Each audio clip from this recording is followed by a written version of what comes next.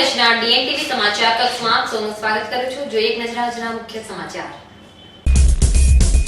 વડોદરાના શિવ સૈનિકો દ્વારા સ્વર્ગસ્થ બાલાસાહેબ ઠાકરેના અસ્થિ કલશનું પૂજન કરી શ્રદ્ધાંજલિ અર્પણ।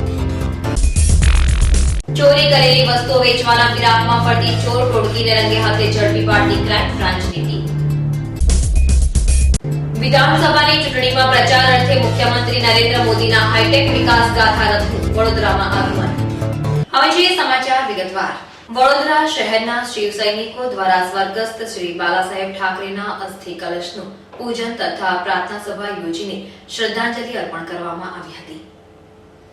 સમસ્ત મહારાષ્ટ્રમાં લોકોના મનમાં હિન્દુ હૃદય સમ્રાટ તરીકે વિરાજમાન માનનીય સ્વર્ગસ્થ શ્રી બાલાસાહેબ ઠાકરેના અસ્થિ કલશનું પૂજન તથા પ્રાર્થના સભા યોજીને શ્રદ્ધાંજલિ આપવામાં આવી હતી।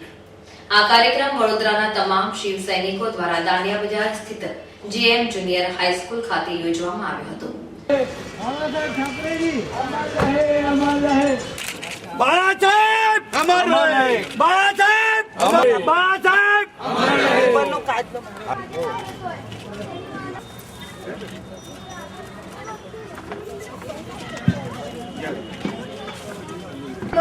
અમર રહે, બાલાસાહેબ અમર રહે। પાછા આવો, પાછા આવો, બાલાસાહેબ પાછા આવો, પાછા આવો, અમર રહે।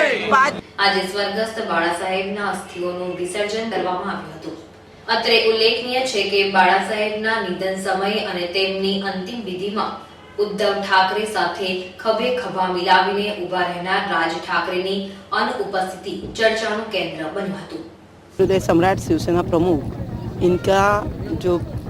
इनके अस्थि कलश थे, वो अस्थि कलश हम लोग गुजरात में लेके आए थे। कल लाए थे, कल अहमदाबाद में लिए। अहमदाबाद में लोगों के दर्शन हुए, शोक सभा हुई। उसके बाद आज वडोदरा में शोक सभा और दर्शन के लिए रखा गया था। उसके बाद सुबह में आज मुझे लगता है जब तक 9:30-10 बजे मध्य वैतरणा में माननीय उद्धव साहब ने बाला साहब के अस्थि का विसर्जन किया। उसके बाद ये अस्थि कलश हम लोगों ने आज यहाँ पे अभी विसर्जन के लिए लाए थे। और हमारी मान्यता ऐसी है कि हिंदू हृदय सम्राट माननीय बाला साहब ठाकरे उनको पूरे भारत के लोग मानते थे और इसीलिए पूरे भारत में जितने राज्य हैं सभी राज्यों में हमने बाला साहब की अस्थियाँ भेजी है। अभी यहाँ पे गुजरात में तो एक यहाँ चाणोद में हुआ है और दूसरा एक द्वारका में भी हम लोगों ने थाना से जो अस्थि कलश लाया गया था उसका द्वारका में विसर्जन किया गया है।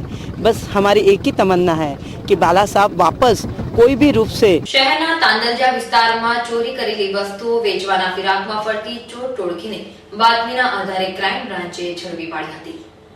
પ્રાપ્ત માહિતી અનુસાર શહેરની ક્રાઇમ બ્રાન્ચને તાંદલજા વિસ્તારમાં એક સિલ્વર મારુતિ સ્વિફ્ટ ડિઝાયર કારમાં 3 શંકાસ્પદ શખ્સો ચોરીની ચીજવસ્તુઓ વેચવા ફરી રહ્યા હોવાની બાતમી મળી હતી, જેના આધારે પોલીસે વોચ ગોઠવી હતી।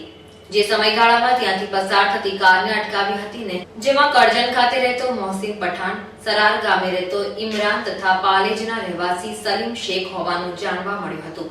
પોલીસે કારમાં તપાસ કરતા તેમાંથી લેપટોપ, કાળા ઘડિયાળ, ડીવીડી, 2 મોબાઈલ ફોન, 4 નંગ સોનાની વીંટી તેમજ એક જોડ ઝાંઝર મળી આવ્યા હતા। આ ત્રણેય આરોપી ગુનાહિત ઇતિહાસ ધરાવતા હોય પોલીસે તમામ મુદ્દામાલ સાથે ત્રણેય આરોપીની અટકાયત કરીને વધુ પૂછપરછ હાથ ધરી છે। ગાડી મળી ગઈ અને એમાં આ ત્રણેય આરોપીઓ મળતા એઓને પૂછપરછ કરી તો એમના નામ સાચા મળેલા અને એમાંથી ઓરિજિનલ મુદ્દામાલ જે જેપી પોલીસ સ્ટેશનમાંથી ચોરી થયેલી જેનો મળી આવેલો છે। આગળની કાર્યવાહી જેપી પોલીસ સ્ટેશન તરફ કાયદેસરની કાર્યવાહી કરી અને આરોપી સોંપવાની છે। આરોપીઓ ભરૂચ સાઈડના છે અને અવારનવાર વડોદરા શહેરમાં આવી રીતે બંધ મકાનોનું સર્વે કરી અને ઘરફોડ ચોરી કરવા માટે આવે છે। હાલમાં આપણા ત્યાંથી એક ઘરફોડ ચોરી ડિટેક્ટ થાય છે અને 2 પોતે ભરૂચની અંદર લૂંટ કરેલાની કબૂલાત કરે છે, જે આગળની કાર્યવાહી માટે ભરૂચ જાણ કરવામાં। વિધાનસભાની ચૂંટણીમાં મુખ્યમંત્રી નરેન્દ્ર મોદી પ્રજાની સમક્ષ દેખાય તેવો આભાસ કરાવતા હાઈટેક વિકાસ ગાથા રથનું વડોદરામાં આગમન થયું છે। આગામી વિધાનસભાની ચૂંટણીમાં ભારતીય જનતા પાર્ટી દ્વારા હાઈટેક ટેકનોલોજીની મદદથી પ્રચાર કરશે।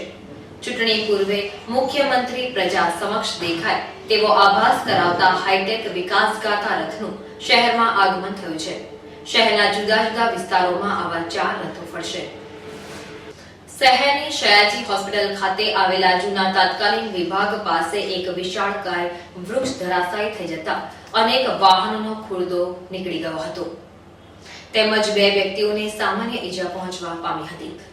શહેરના સયાજી હોસ્પિટલમાં ફસાયેલા ગંદકીના સામ્રાજ્યે લોકોનું ધ્યાન ખેંચ્યું છે અને તંત્રની પોલમપોલની ચર્ચાઓ થઈ રહી છે.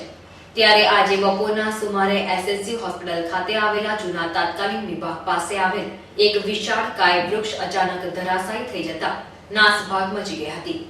વિશાળકાય વૃક્ષ અચાનક પડી જતા 3 4-વ્હીલર, 1 રિક્ષા અને 5 જેટલી બાઇકનો ખુરદો બોલાઈ જતા નુકસાન થવા પામ્યું હતું.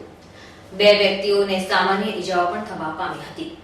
અત્રે ઉલ્લેખનીય છે કે સયાજી હોસ્પિટલ ખાતે અનેક જૂના અને જર્જરિત વૃક્ષો આવેલા છે અને તે પણ ગમે ત્યારે ધરાશાયી થઈ જશે તેવી ભીતિ દર્દીઓ તેમજ મુલાકાતીઓમાં સેવાઈ રહી છે.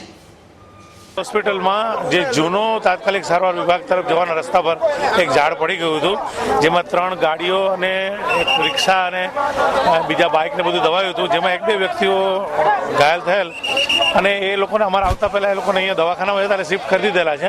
ત્યારે ઝાડ કાપવાની કામગીરી ચાલે છે. સાહેબ, બીજું કોઈ નુકસાન કેવી રીતે બનાવ બન્યો છે?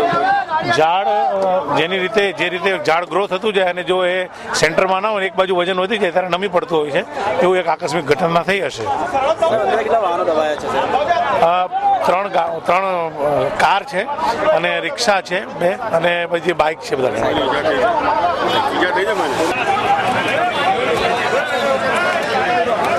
શહેરની મધ્યમાં આવેલા ઐતિહાસિક વિઠ્ઠલનાથજીના મંદિરના ઉપક્રમે પ્રતિવર્ષ દેવ ઉઠી એકાદશી યોજાતો ભગવાન વિઠ્ઠલનાથજીનો વરઘોડો આવતીકાલે નીકળશે, જેની તડામાર તૈયારીઓ ચાલી રહી છે. શ્રીમંત મહારાજા ગાયકવાડ સંચાલિત દેવસ્થાન ટ્રસ્ટ હેઠળના વિઠ્ઠલનાથજી મંદિર ખાતે આવતીકાલે સવારે 9 કલાકે શ્રીમંત મહારાજા ગાયકવાડ પરિવારના હસ્તે શ્રીજીનું પૂજન અર્ચન અને આરતી બાદ શ્રીજીના વરઘોડાનો પ્રારંભ થશે. વરઘોડાની આજરોજ પૂર્વ તૈયારીઓ હાથ ધરવામાં આવી હતી. પરંપરા પ્રમાણે શ્રી વિઠ્ઠલનાથજી આવતીકાલે સવારે 9 વાગે સુખપાલમાં પધારી નગરજનોના અર્ચન પૂજન, ગાયકવાડ કુટુંબનું અર્ચન પૂજન, મેયર સાહેબ અને કોર્પોરેટરના બધાના પૂજન બાદ વરઘોડો 9 વાગે મંદિરમાંથી ધામધૂમથી નીકળશે. સદર વરઘોડા માંડવી, ન્યાય મંદિર, ટાવર, કોઠી થઈ આરાધના ટોકીઝને નવા રસ્તે, કારેલી બાગના રસ્તે, લીંબુવાડી ખાસવાડી સ્મશાનની બાજુમાં ગૈનેશ્વર મહાદેવમાં જઈ 1 વાગે પહોંચશે. ત્યાં આગાડી હરિહરનું પૂજન અર્ચન થશે, આરતી થશે, નૈવેદ્ય ધરાશે અને ત્યાર પછી એ વરઘોડો ઉપરોક્ત 2 વાગે બેચરાજી રોડ, ટાવર, ઘીકાંટા થઈ ને સાંજે મંદિરમાં 5 વાગે પરત વધારશે. સદર વરઘોડામાં નામસ્મરણ સાથે દરેક વૈષ્ણવને અશ્વમેઘ અને રાજસુ યજ્ઞનું પુણ્ય મળશે એવું ભાગવત અને પુરાણ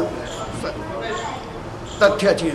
શહેરના મુસ્લિમ વિસ્તારોમાં શહાદતના મહિના મોહરમની ઉજવણી થઈ રહી છે.